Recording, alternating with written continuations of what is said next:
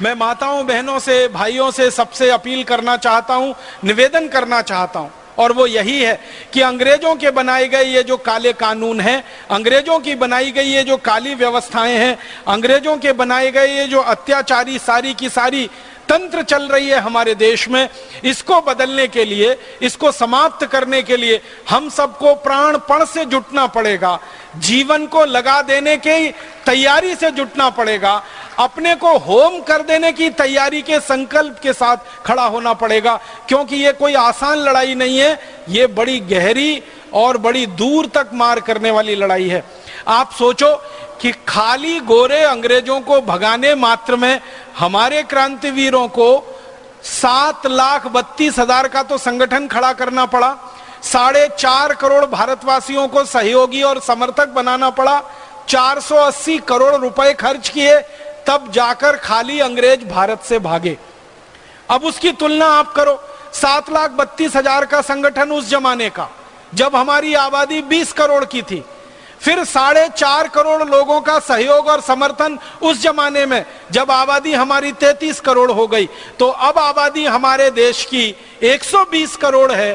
तो आप सीधे सीधे हिसाब लगा लो कि हमको कम से कम तो इस देश में 15 से 20 और कभी कभी तो 25 करोड़ लोगों तक का संगठन खड़ा करना ही पड़ेगा, तभी जाकर ये काले अंग्रेजों से हम हमारे देश को बचा पाएंगे। और उस जमाने में महात्मा गांधी, शहीद आजम भगत सिंह, ऊधम सिंह, चंद्रशेखर आदि आदि क्रांतिवीरों ने 480 करोड़ रुपए का कुल खर्चा किया आजादी के लिए। तो आजादी के 63 साल के बाद रुपए का अवमूल्यन हो चुका है, तो हमें तैयारी रखनी पड़ेगी कि कम से कम हजारों करोड़ रुपए का खर्चा अब इस भारत स्वाभिमान की सफलता के लिए खर्च करना ही पड़ेगा। इसके अलावा कोई दूसरा विकल्प है नहीं हमारे पास, और खर्च करना पड़ेगा तो इसको जुटाना भी पड़ेगा, क्योंकि और कहीं से आएगा नहीं ये पैसा। कोई विदेशी आकर हमको देश के लिए दान नहीं देगा, कोई विदेशी आकर हमारे लिए सद्भावना व्यक्त तो कर सकता है, लेकिन हमको बहुत सारा धन उपलब्ध करा के हमारे देश की आजादी के बाद की नई आजादी की लड़ाई लड़ने के लिए, नई व्यवस्था की लड़ाई लड़ने के लिए बहुत दूर तक सहयोग नहीं करेंगे। विदेशी सद्भावना व्यक्त कर सकते हैं और हमारे लिए मन में ये कह सकते हैं कि चलो ठीक है, आप अपने रास्ते को बनाने की लड़ाई लड़ रहे हो, हम भी आपको सहयोग कर सकते हैं भावना से, मन से, लेकिन बहुत आगे तो नहीं आएंगे। करना तो आपको ही पड़ेगा। आप भारत में रहते हो तो या भारत के बाहर रहते हो तो आपको दोनों स्तर पर इस देश की आजादी की नई लड़ाई के लिए, व्यवस्था परिवर्तन की इस लड़ाई के लिए, नई व्यवस्था बनाने की लड़ाई के लिए सबसे पहला संकल्प यही करना है कि अंग्रेजों के बनाए गए कानूनों को हटाना है, अंग्रेजों की बनाई गई व्यवस्थाओं को बदलवाना है, कृषि व्यवस्था को बदलवाना है, चिकित्सा व्यवस्था को बदलवाना है, शिक्षा व्यवस्था को बदलवाना है, कानून और न्याय व्यवस्था को बदलवाना है, प्रशासनिक व्यवस्था को बदलवाना है, सभी व्यवस्थाओं को आमूल चूल पूरा बदलवाना है। कानून ये रद्द कराने हैं। अब आप जानते हैं कि कानून को रद्द कराना और नया कानून बनाना ये संसद करती है या विधानसभाएं करती हैं। तो संसद और विधानसभाओं में ऐसे लोगों को भेजना पड़ेगा कि जो हमारी इस बात से सहमत हो कि अंग्रेजों के बनाए गए सारे कानून रद्द होने चाहिए और उनके स्थान पर नए कानून बनने चाहिए। या तो संसद और विधानसभाओं में आज जो लोग बैठे हुए हैं उनको इस बात से सहमत कराना पड़ेगा कि भाई आप यहां आए हो, देश ने आपके ऊपर बहुत विश्वास व्यक्त किया है, आपके चुनाव में देश ने लाखों करोड़ों रुपए का खर्च किया है, तो आप इस व्यवस्था को बदलने में कुछ हमारा सहयोग करो। अगर ये करते हैं तो अच्छा है, नहीं करेंगे तो इनके स्थान पर नए लोगों को लाना पड़ेगा। काम तो ये करवाना ही है, ये लोग करें या इनके स्थान पर आए हुए नए लोग करें, और ये काम होगा संसद और विधानसभाओं से। तो संसद और विधानसभाओं में ऐसे लोगों को भेजने के लिए हमें अभी से अपना मन मस्तिष्क तैयार करना पड़ेगा। दूसरा काम हमको एक और करना पड़ेगा, वो समाज के स्तर पर करना पड़ेगा कि ये जो गुलामी है व्यवस्था की, कानून की, ये तो सरकार के स्तर पर बदलेगी। कुछ गुलामी हमारे अपने व्यक्तिगत जीवन की भी है, जिसे हम खुद बदलेंगे तभी वो ठीक होगी। आप बोलेंगे जी हमारे व्यक्तिगत जीवन की क्या गुलामी है? हम अपने व्यक्तिगत जीवन में अंग्रेजों का बहुत सारा नकल करते हैं, उनके आचरण का। हमारी पोशाक अंग्रेजों वाली हो गई है, हमारा खान पान अंग्रेजों वाला हो गया, हमारा आचरण व्यवहार अंग्रेजों वाला हो गया है। हर तरफ हम देखते हैं कि अंग्रेजियत में डूबे हुए लोग भारत के दिखाई देते हैं। आप जानते हैं अंग्रेजों की पोशाक है कोट, पैंट, टाई और उसके बाद नेक टाई, क्योंकि अंग्रेजों का देश ठंडा देश है। ठंडे देश में शरीर को सर्दी ज्यादा लगती है, हर समय ठंडी हवाएं चलती हैं, तो गर्म सूट और टाई और कोट पहनना, 3 पीस सूट पहनना, उसके बाद ऊपर से टाई लगाकर गले को बंद कर लेना ताकि ठंडी हवा अंदर ना जा सके, ये अंग्रेजों की मजबूरी है। अपनी इस मजबूरी को पूर्ति करने के लिए उन्होंने सूट का आविष्कार किया, कोट बनाया, पैंट बनाया, जैकेट बनाया, 3 पीस सूट बनाया, टाई बनाई, फिर ओवरकोट बनाया, फिर हैट बनाया ताकि कान ढके रहें। ये सब कुछ उन्होंने अपने जलवायु और मौसम की अनुकूलता के अनुसार किया ताकि उनको ठंड से बचाव करना, क्योंकि अंग्रेजों के देश में सबसे ज्यादा लोग ठंड से ही मरे हैं। आपको मालूम है कि साल में 6-7 महीने सूरज नहीं निकलता।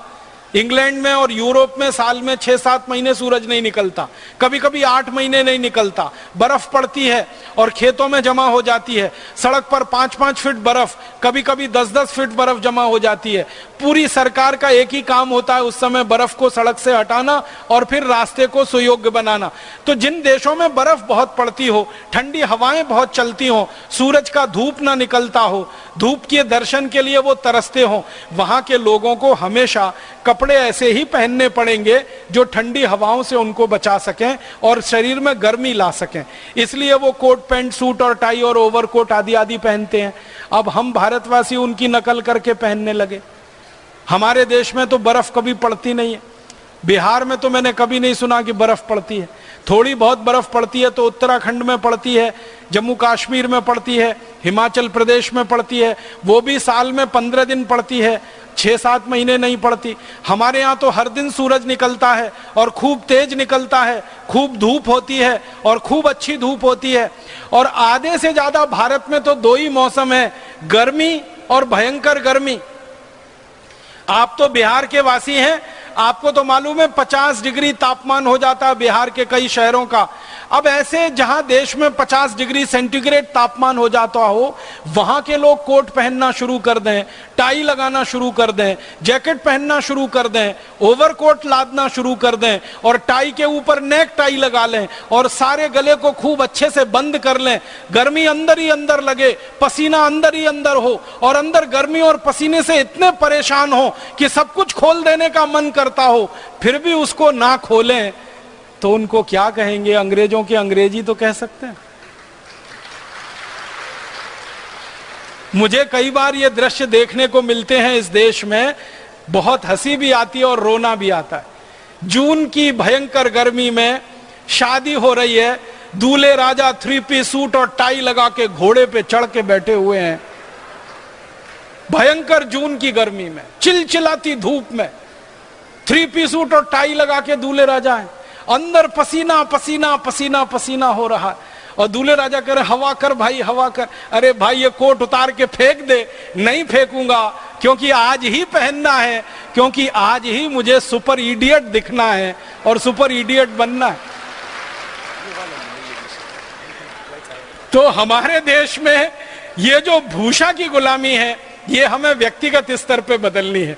मैं हाथ जोड़कर निवेदन करता हूं भारत स्वाभिमान के सभी कार्यकर्ता भाइयों बहनों से कि अंग्रेजों की पोशाक को जितनी जल्दी छोड़ सकें छोड़ दें। तो आप बोलेंगे जी भारतीय पोशाक क्या है? कुर्ता पहनो, पायजामा पहनो, धोती पहनो, साड़ी पहनो, ये सब भारतीय पोशाकें हैं। बहनें तो अभी भी काफी भारतीय हैं क्योंकि वो तो साड़ी पहनती हैं या सलवार सूट। भाइयों में बहुत गड़बड़ी आई है, अपनी पत्नियों को तो साड़ी पहनाएंगे और खुद 3 पीस सूट और टाई लगा के जाएंगे उनके साथ। पत्नी भारतीय है, पति विदेशी है।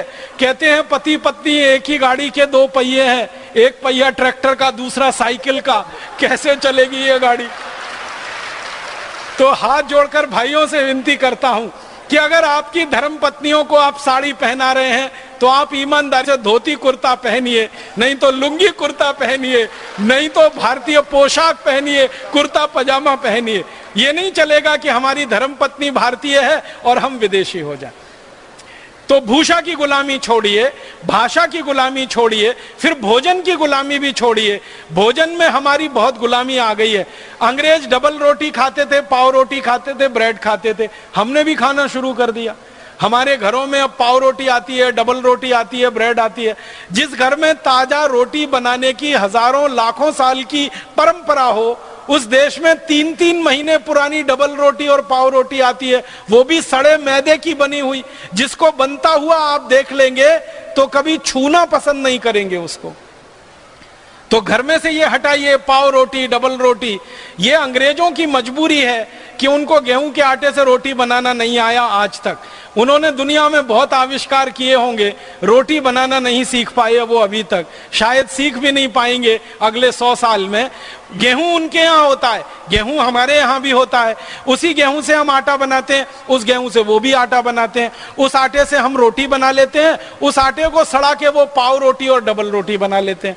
हम उसी आटे से रोटी की कितनी तरह की रोटियां बना सकते हैं, पराठे बना सकते हैं, पूड़ी बना सकते हैं, कचौड़ी बना सकते हैं, 20 किस्म के पराठे, 20 किस्म की पूड़ी, कचौड़ी। इतनी विविधता हमारे व्यंजन में जब है, तो सड़ी हुई मैदे की डबल रोटी, पाव रोटी खाना ये कोई शान की बात नहीं है। ये अंग्रेजी भोजन है, तामसिक भोजन है। इसको जल्दी से जल्दी छोड़िए और अपने घर से इसको विदा करिए। इस अंग्रेजियत में से बाहर आइए। भोजन की गुलामी, ये पिज्जा है, बर्गर है, हॉट डॉग है, कोल्ड डॉग है, चाउमीन है, ये सब हटाइए, क्योंकि ये विदेशी भोजन हमारे लिए अनुकूल नहीं है। जिस देश में ये विकसित हुआ है उस देश के लिए थोड़ा अनुकूल हो सकता है, हमारे लिए तो बहुत प्रतिकूल है। तो भोजन की गुलामी ठीक करिए, भाषा की ठीक करिए, भेषज की ठीक करिए, भूषा की ठीक करिए, और अंत में अगर कर सकते हैं व्यक्तिगत जीवन में, तो ये भजन संगीत में भी काफी कुछ गुलामी आ गई है। हमारा संगीत शास्त्रीय संगीत है, राग रागनियों पर आधारित है, और शास्त्रीय संगीत का विकास लाखों करोड़ों वर्षों में हुआ है। वेदों में से निकला है हमारा संगीत। वेद जितने पुराने हैं, संगीत उतना ही पुराना है इस देश में। हमारे देश में वेदों से निकले हुए संगीत में जो गहराई है, दुनिया के किसी देश के संगीत में उतनी गहराई नहीं है। तो दूसरे देशों के संगीत में हम जाकर फंस गए। Rap music, pop music, Michael Jackson का म्यूजिक, बीथोवन का म्यूजिक, मोजार्ट का म्यूजिक, ये सारे के सारे म्यूजिक जो उनके समझ में शायद आते हैं या नहीं मुझे नहीं मालूम, हमारे समझ में तो बिल्कुल नहीं आते हैं। माइकल जैक्सन क्या गाता रहा इतने साल, मेरे समझ में उसकी एक लाइन अभी तक नहीं आई। क्या नाचता रहा इतने साल, आज तक समझ में नहीं आया कि वो नाच रहा था या सर्कस की कलाबाजियां दिखा रहा था।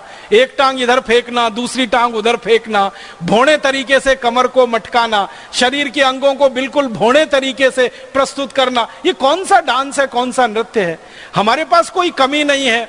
कथक है, कुचिपुड़ी है, भरतनाट्यम है, कथकली है, 20 किस्म के शास्त्रीय नृत्य हैं, 20 किस्म के हमारे शास्त्रीय गान हैं, और सैकड़ों हजारों किस्म के हमारे वाद्य हैं। कितने अच्छे सुरीले वाद्य हैं।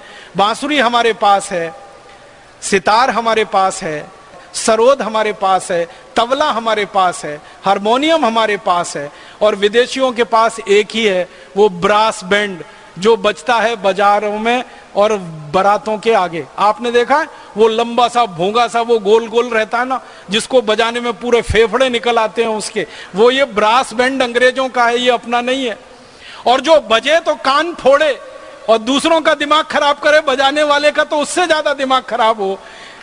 मेरी एक बहुत विनती है आपसे, ये मेरे हृदय की बात है कि भारत स्वाभिमान के किसी भी कार्यकर्ता भाई बहन के घर में बेटे बेटी की शादी हो या आपकी अपनी खुद की शादी हो, तो कृपया करके ये ब्रास बैंड तो बिल्कुल मत ले जाना, क्योंकि ये अंग्रेजों की परंपरा है ब्रास बैंड की। अंग्रेजों की फौज जब दुश्मन पे हमला करने जाती थी तो आगे आगे ये ब्रास बैंड बजाते हुए चलता था।